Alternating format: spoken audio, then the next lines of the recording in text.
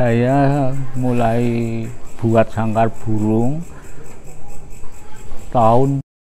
Kalau kita berbicara umat Katolik, berapa banyak Pak yang menekuni bidang yang sama dengan Bapak-Bapak ini? Kita kan sempat mengalami masa pandemi ya Pak. Ya. Apakah berpengaruh juga Pak?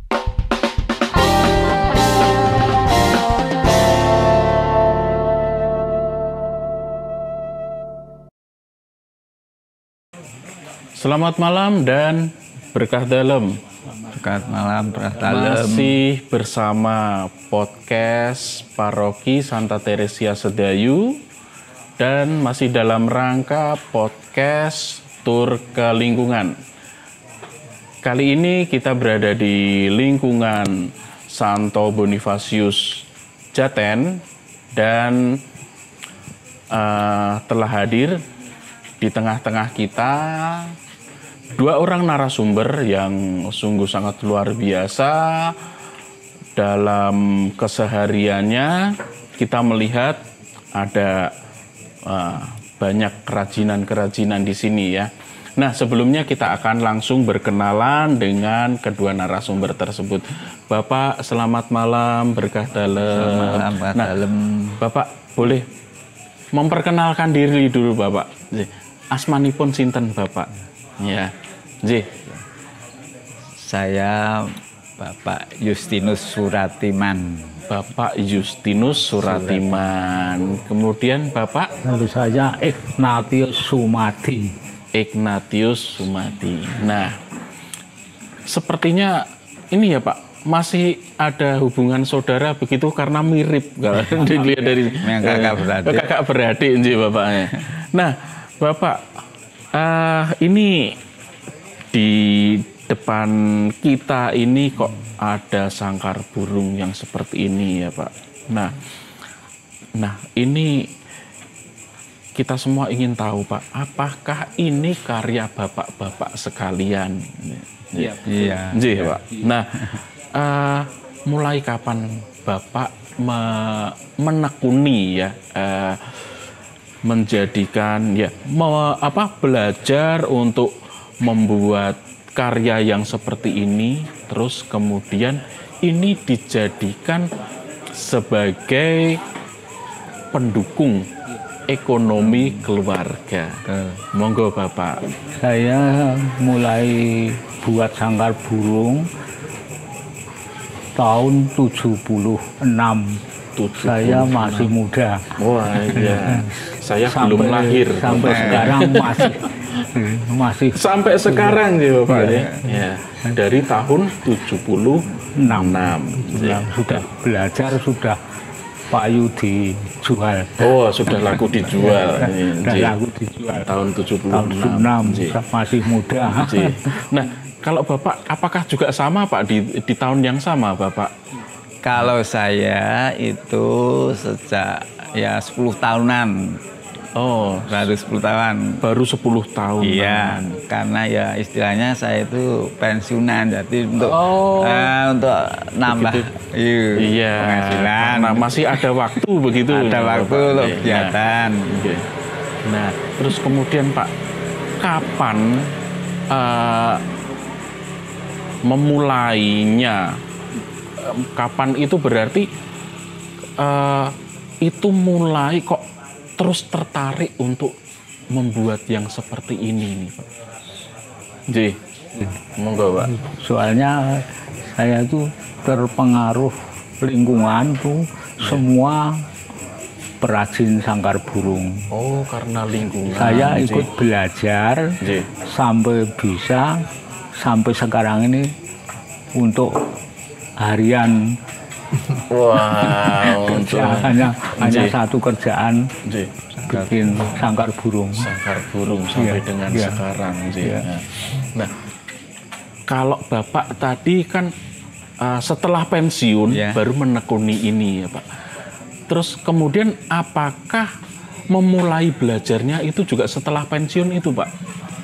Ya awalnya begitu. Kemudian karena ini ada hal yang baru. Dulunya kan cuman yang persegi itu loh.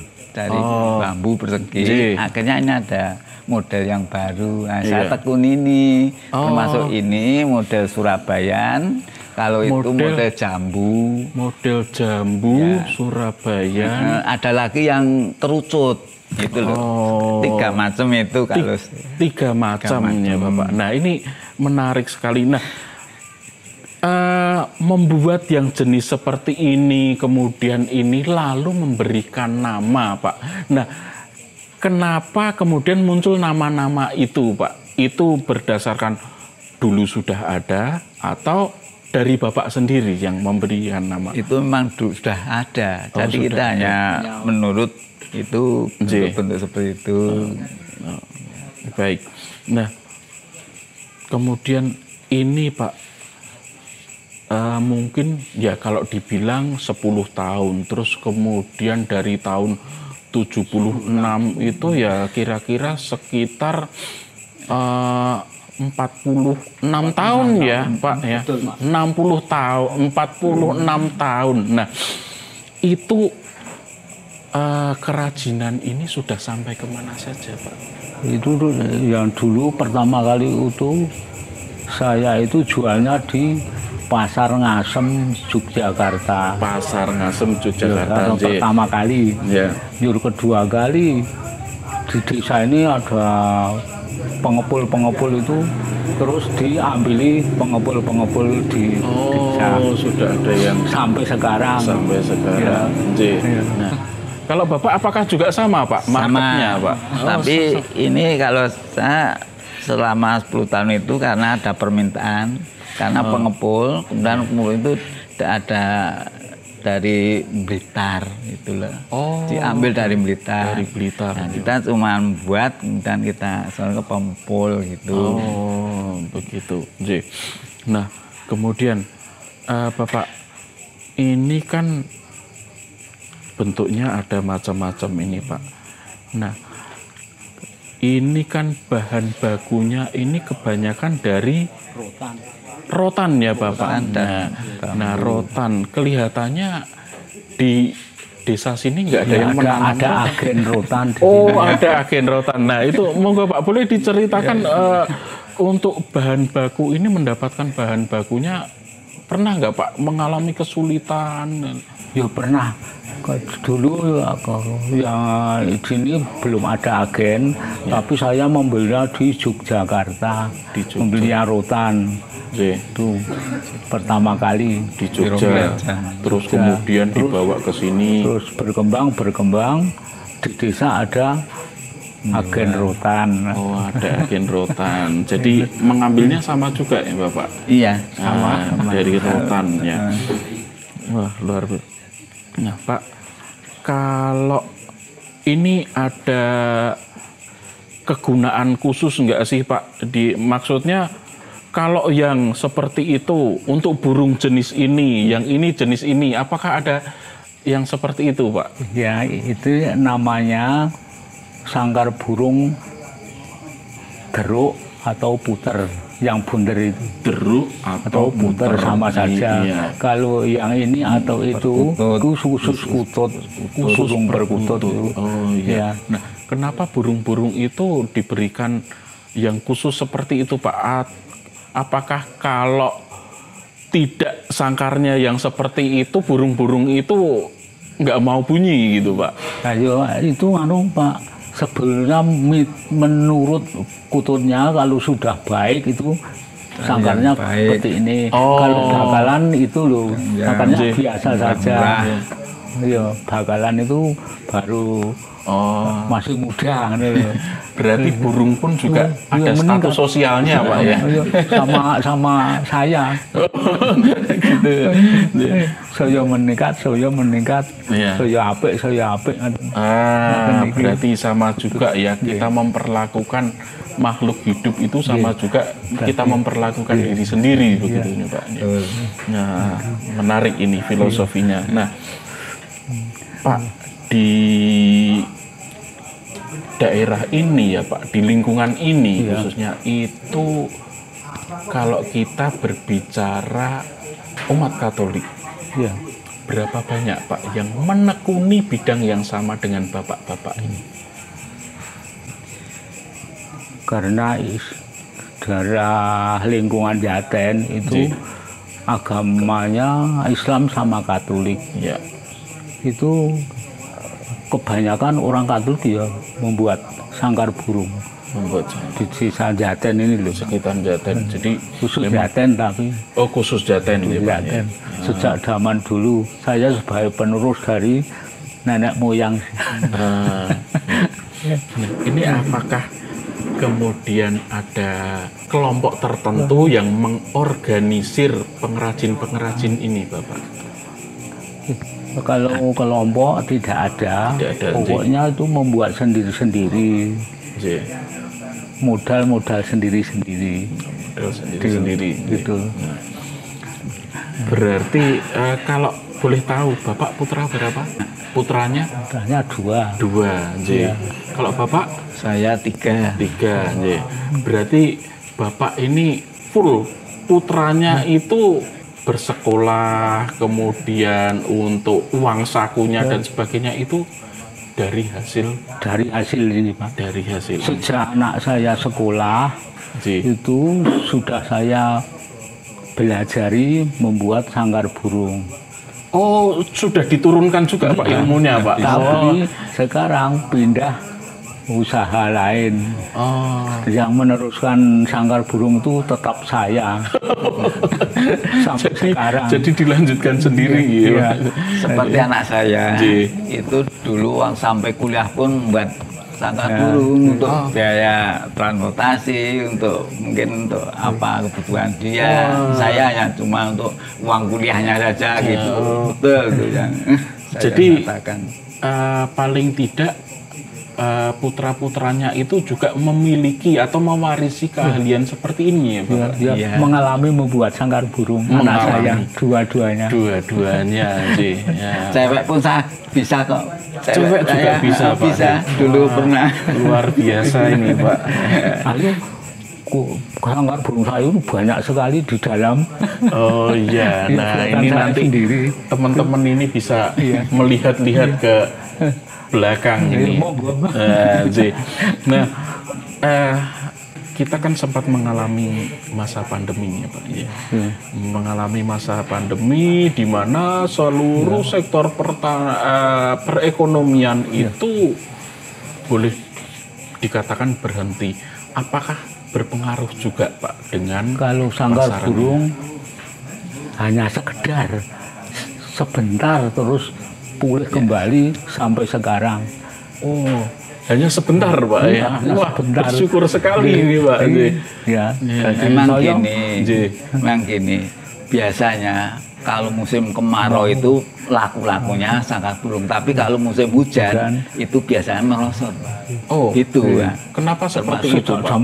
Tahu itu memang sejak dulu begitu. Memang sudah tradisi. Oh, tradisi. Berarti kalau musim penghujan, wah ini pasti telat nonton. Gitu. Nah, ya. Ini sekarang ini sudah mulai lancar. Sudah mulai lancar. Banyak pemesan. Ya. Pak, pengalaman Bapak melayani pemesan itu paling jauh kemana Pak? Kalau di sini paling jauh itu ada Sumatera, Palembang, ada Banten, Tangerang, Magelang kalau ke utara tuh seluruhnya di Jogja itu sini semua. Oh, Jogja ini pakai dari sini. Online HP. Oh, ada yang dipaketkan itu. Kalau Bapak selain dari Blitar tadi Pak, mana aja Pak? Tadi kan banyak yang dari Blitar nih Pak. Nah, selain itu Pak, yang paling jauh Pak? Itu saya kira paling jauh itu Jakarta. Oh, Jakarta. Kemarin itu sudah ada yang ngambil dari Jakarta, kemudian dari Semarang. Oh, dari Semarang. Ya, Magelang sama itu. Jadi tergantung yang pemesannya.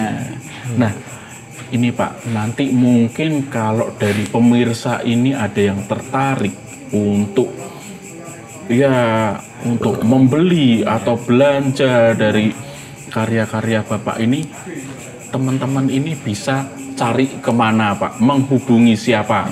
Nah, monggo Pak. Saya di samping membuat di rumah, kemudian saya pasarkan di pasar. Dan di situ di pasar itu kemudian banyak yang tertarik, kemudian mesan lewat nomor HP saya. Pasar mana Pak? Saya di pasar Kowen. Pasar Kowen. Gancahan. Sidokarto. Ya. Pasar Kowen, Gancahan, Sidokarto. Nah itu teman-teman kalau mau mencari ya, tertarik dengan sangkar burung ya, nah ini bisa mencari di Pasar Kowen. Nah, mana Pasar Kowen itu? Nah nanti lihat mapnya ya. Nah Bapak mungkin boleh disampaikan harapan ya atau pesan kepada mungkin teman-teman pengrajin yang lain untuk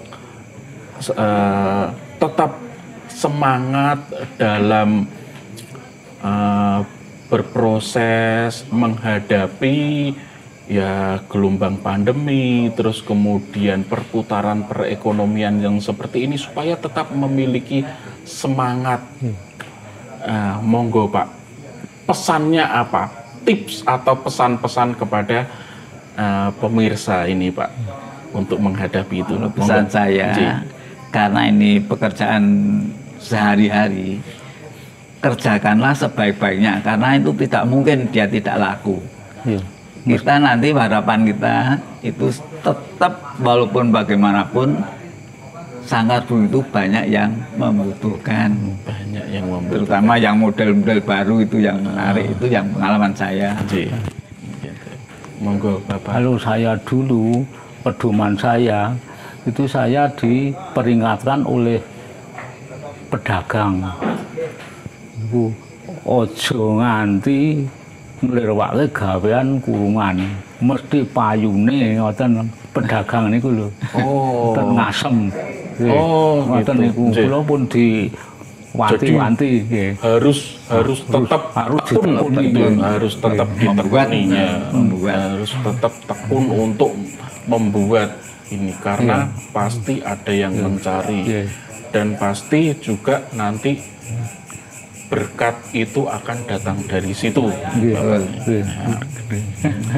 Nah, pemirsa sekalian, umat Paroki Santa Teresia Sedayu, demikianlah obrolan singkat kami yang sangat menarik dengan kedua narasumber yang sangat inspiratif.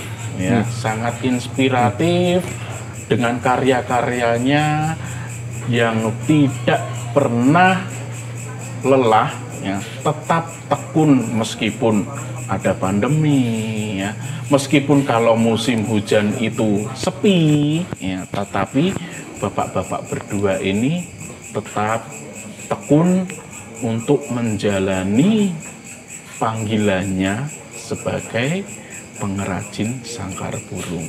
Nah, bagi Anda sekalian yang tertarik untuk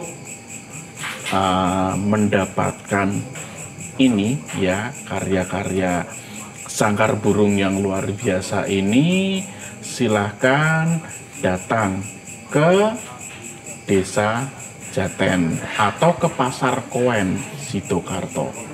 Nah, demikianlah obrolan singkat kami. Semoga kita semua memperoleh inspirasi dari obrolan-obrolan yang bermakna ini. Sampai ketemu di podcast Tur Lingkungan mendatang, dan terima kasih. Selamat malam dan berkah dalam. Selamat malam. Sedayu penuh berkah, jadi berkat. Matur nuwun Bapak. Sami-sami.